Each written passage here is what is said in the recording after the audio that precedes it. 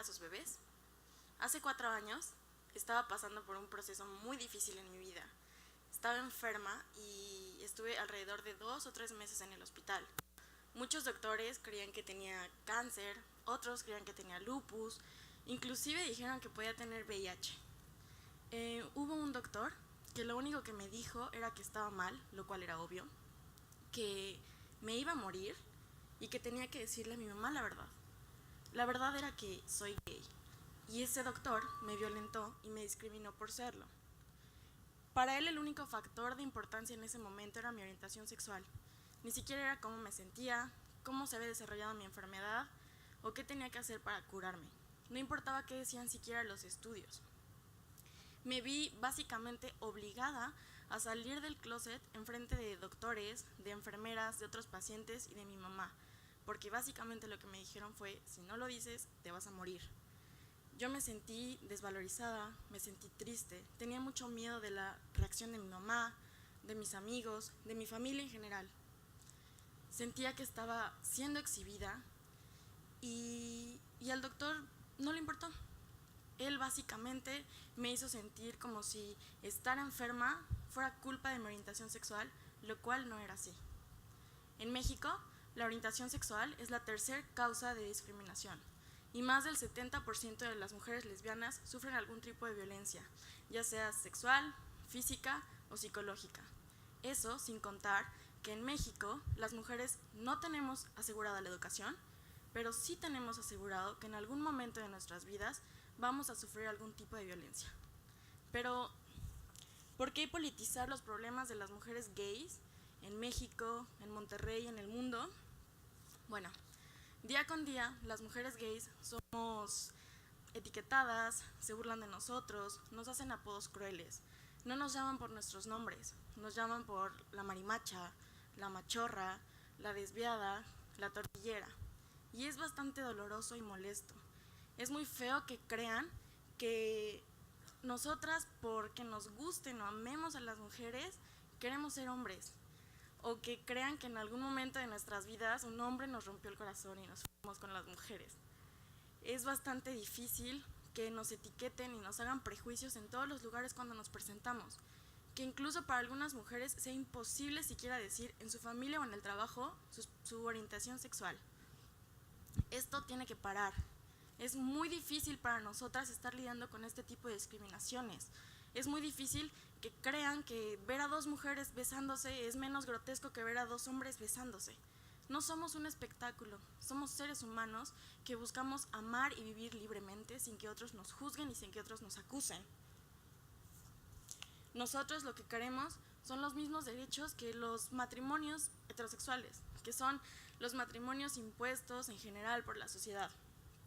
Queremos los mismos derechos no porque nosotros no creamos que tenemos un lazo fuerte, sino porque queremos las mismas oportunidades que da el Estado, que dan los empleadores, que dan los seguros. Queremos que tener una familia no sea motivo de creer que somos más vulnerables porque no tenemos un hombre a un lado que haga las tareas fuertes del hogar. Que cuando tengamos hijos van a crecer de alguna forma mal porque no tienen una figura paterna. Basta de creer esto. Es muy triste para nosotras y para nosotros vivir así. Lo que buscamos es que en las mismas mujeres nos apoyemos sin importar nuestra condición. Nuestra familia nos respalde y nos cuide. Queremos que nuestros amigos nos acepten porque si para nosotras es difícil lidiar con estas situaciones día con día, aún a eso sumar el rechazo de todo nuestro alrededor es peor. En México, del 2011 a la fecha se tienen registros de 1,200 homicidios a la comunidad LGBT, de los cuales de los 1,200 se dice que solamente 7 fueron a mujeres lesbianas. ¿Ustedes creen que las cifras mienten? ¿Creen que de esos 1,200 solamente 7 hayan sido mujeres? No, las cifras no mienten, pero la realidad es otra. A los homicidios que se hacen a las mujeres lesbianas también entran catalogados en feminicidios, porque fueron mujeres violadas, fueron mujeres golpeadas y expuestas. Y muchos de ellos con un término que incluso en algunos países es legal y es permitido. Son homicidios y crímenes correctivos. ¿Correctivos de qué? De querer vivir libremente, de ser felices con quien nosotros elijamos, de no hacerle daño a nadie. ¿Por qué tenemos que tener miedo, no solamente ya en el país o en la situación en la que vivimos, sino sumarle el decidir con quién queremos pasar el resto de nuestra vida?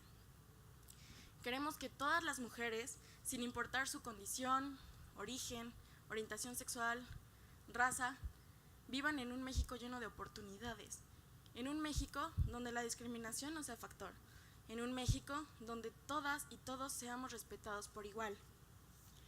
No nos tachen de radicales por pedir nuestros derechos, no nos tachen de radicales por querer demostrar quiénes somos y qué somos.